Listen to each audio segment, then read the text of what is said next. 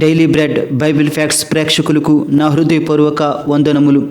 ఈరోజు మన టాపిక్ ఏమిటంటే, మరియమ్మ తల్లితో యేసేపుకు ప్రదానం జరిగిందా లేదా వివాహం జరిగిందా అనే విషయం గురించి ఇప్పుడు పూర్తిగా తెలుసుకుందాం. మరియమ్మతో యేసేపుకు ప్రదానం జరిగిన తరువాత గబ్రియేలు దేవదూత మరియమ్మ తల్లి వద్దకు వచ్చి నీవు యేసుని కంటావని చెప్పడం జరిగింది. అయితే ప్రదానం అయితే వివాహం జరిగినట్టేనా? ఒకవేళ వివాహం అయితే యేసేపు మరియ ఎందుకు కలిసి కాపురం చేయలేదు? అసలు పురాతన యూదుల సాంప్రదాయం ప్రకారం ప్రదానానికి వివాహానికి మధ్య తేడా ఏమిటి అనే విషయాలు ఇప్పుడు పూర్తిగా తెలుసుకుందాం. కావున ఈ వీడియోను చివరి వరకు వీక్షించి లైక్ చేసి సబ్స్క్రైబ్ చేసుకోగలరు. ముందుగా యేసేపుకు మరియమ్మకు ప్రదానం అయ్యిందన్న లేఖనం చూద్దాం. లూకాసు సువార్త 1వ అధ్యాయము 26, 27 వచనములు. 6వ నెలలో గబ్రియేలును దేవదూత గలిలయలోని నజరేతను ఊరిలో దావీదు వంశస్థుడైన యేసేపును ఒక పురుషునికి ప్రదానము చేయబడిన కన్యక యొద్దకు దేవుని చేత పంపబడెను. ఆ కన్యక పేరు మరియ.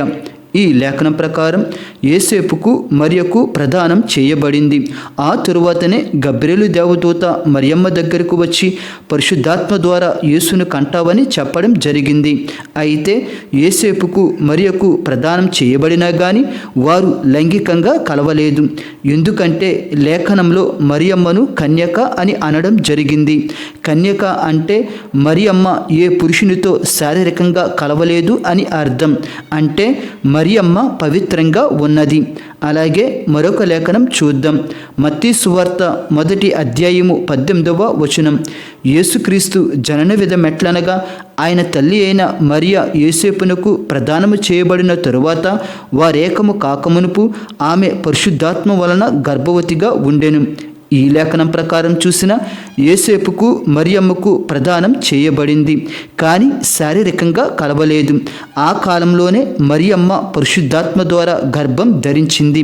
అయితే ఇప్పుడు మనం అసలు ప్రదానం అంటే ఏమిటి, ప్రదానం చేయబడినా కానీ మరియమ్మ యేసేపు ఎందుకు కలిసి లేరు అనే విషయాలు ఇప్పుడు వివరంగా తెలుసుకుందాం. పురాతన యూదుల సాంప్రదాయం ప్రకారం ప్రదానం అనేది ఒక పవిత్రమైన మరియు ఒక చట్టబద్ధమైన వివాహ దశ, మరియు ప్రదానం అనేది వివాహానికి ప్రారంభ దశ. అటువంటి ప్రదానం ఎలా జరిగేదో ఇప్పుడు తెలుసుకుందాం. మొదటిగా పెండ్లి కుమారుడు పెండ్లి కుమార్తె యొక్క ఇరువురు కుటుంబాలు కలిసి మాట్లాడుకుని వివాహానికి అంగీకారం తెలిపేవారు. ఆ తరువాత కనీసం 2 సాక్షుల సమక్షంలో ప్రదానం జరిగేది. అందులో భాగంగా పెండ్లి కుమారుడు పెండ్లి కుమార్తెకు ఒక విలువైన వస్తువు ఇచ్చేవాడు. ఆ విలువైన వస్తువు సాధారణంగా వెండి నాణెం లేదా ఉంగరం పెండ్లి కుమారుడు ఇచ్చేవాడు. అప్పుడు ఆ విలువైన వస్తువు పెండ్లి కుమార్తెకు ఇస్తుండగా పెండ్లి కుమారుడు ఒక ప్రకటన చెప్పాలి. ఆ ప్రకటన ఏమిటంటే, ఈ విలువైన వస్తువు ద్వారా మోషే మరియు ఇజ్రాయేలు ధర్మశాస్త్రం ప్రకారం నీవు నాకు ప్రత్యేకింపబడిన దానివి అని పెండ్లి కుమారుడు ప్రకటన చేయాలి. అప్పుడు ఆ మాటలు ఎప్పుడైతే పెండ్లి కుమారుడు పలికాడో అప్పుడు ఆమె చట్ట ప్రకారం అతని భార్య అవుతాది. ఈ విధంగా ప్రదానం జరిగిన తరువాత సుమారు 1 సంవత్సరం వరకు భార్యాభర్తలు శారీరకంగా కలిసేవారు కాదు. ఆ సంవత్సరం పాటు ఇరువురి మధ్య ఎటువంటి దాంపత్య సంబంధాలు ఉండవు. సంవత్సరం వరకు ఎడంగా ఉన్నా కానీ ఇద్దరు చట్ట ప్రకారం భార్యాభర్తలుగానే పరిగణించబడేవారు. అయితే ప్రదానం తరువాత సుమారు 1 సంవత్సరం పాటు ఎందుకు ఎడంగా ఉండేవారు అంటే, మొదటి కారణం పెండ్లి కుమారుడు ఈ సంవత్సరం లోపల తన ఇంటిని సిద్ధం చేసుకోవాలి. తన భార్యను తీసుకురావడానికి ఒక గదిని సిద్ధపరచాలి లేదా క్రొత్త గదిని నిర్మించాలి. 2.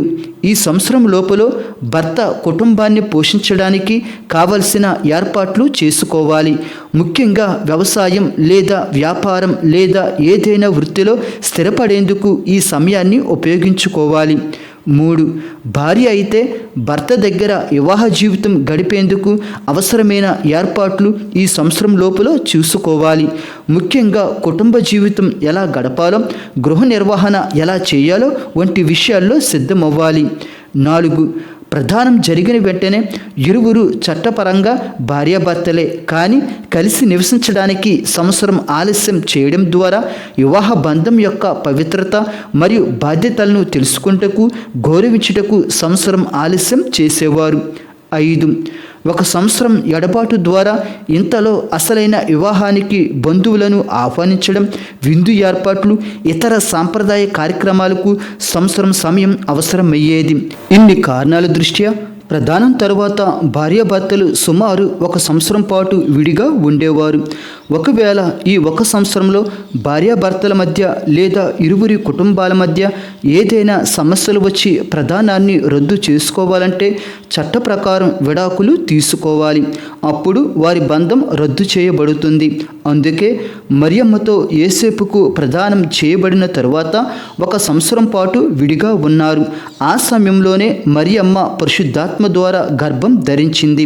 అందుకే యేసేపు మరియమ్మను అనుమానించి విడాకులు తీసుకోవడానికి సిద్ధమయ్యాడు. మత్తయి సువార్త 1వ అధ్యాయము 19వ వచనం. ఆమె భర్త అయిన యేసేపు నీతిమంతుడయుండి ఆమెను అవమానపరచనలక రహస్యముగా ఆమెను విడనాడ ఉద్దేశించెను. ప్రదానం తరువాత మరియమ్మ పరిశుద్ధాత్మ ద్వారా గర్భం ధరించింది.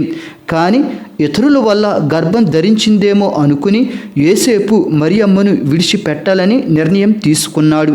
అంటే విడాకులకు సిద్ధమయ్యాడు. అది కూడా ఆమెను అవమానపరచకూడదని రహస్యంగా విడాకులు ఇవ్వడానికి యేసేపు సిద్ధమయ్యాడు.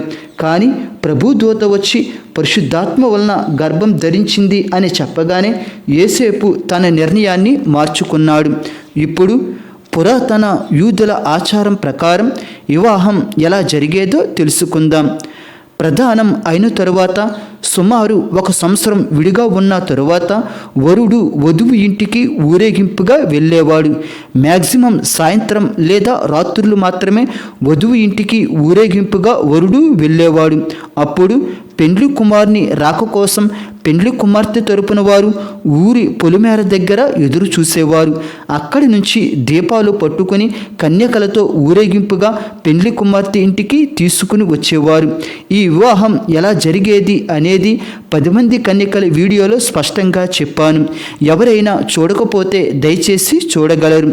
ఆ తరువాత పెండ్లి కుమారుడు పెండ్లి కుమార్తె ఇంటికి వచ్చిన తరువాత ఇద్దరూ కలిసి జీవించడం ప్రారంభించేవారు.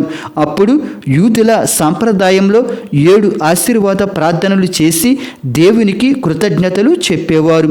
ఆ తరువాత పెండ్లి విందు ఏర్పాటు చేసేవారు. ఈ విధంగా వివాహం జరిగేది. ఇప్పుడు మీకు సింపుల్గా అర్థమయ్యేలా చెప్పాలి అంటే ముందు ప్రదానం జరిగేది. ప్రదానం అనేది చట్టపరంగా భార్యాభర్తలు, కానీ సంవత్సరం పాటు విడిగా ఉండి శారీరకంగా కలిసేవారు కాదు. సంవత్సరం తరువాత ఇద్దరు శారీరకంగా కలిసేవారు. దీనినే వివాహం అంటారు. అయితే మరియమ్మకు ప్రదానము అయ్యింది. ఆ తరువాత వివాహం కూడా జరిగింది. మత్తయి సువార్త 1వ అధ్యాయము 24, 25 వచనములు. యేసేపు నిద్ర మేలుకుని ప్రభుదూత తనకు ఆజ్ఞాపించిన ప్రకారం చేసి తన భార్యను చేర్చుకొని ఆమె కుమారుని కొనువరకు ఆమెను ఎరుగకుండెను. ఈ లేఖనంలో యేసేపు తన భార్యను చేర్చుకుని అని వ్రాయబడింది. చేర్చుకొన్నాడు అంటే వివాహం అయ్యిందని అర్థం. అంటే ప్రదానం తరువాత కొంతకాలం విడిగా ఉన్నాక యేసేపు మరియమ్మను చేర్చుకున్నాడు అంటే వివాహం అయ్యిందని అర్థం. కానీ దేవుని ఆజ్ఞ ప్రకారం యేసుక్రీస్తును కన్నంత వరకు మరియమ్మతో యేసేపు శారీరకంగా కలవలేదు. కావున మరియమ్మకు యేసేపుతో ప్రదానం అయ్యింది మరియు వివాహం కూడా జరిగింది. దేవుడు మిమ్ములను మీ కుటుంబములను దీవించునుగాక. ఆమేన్.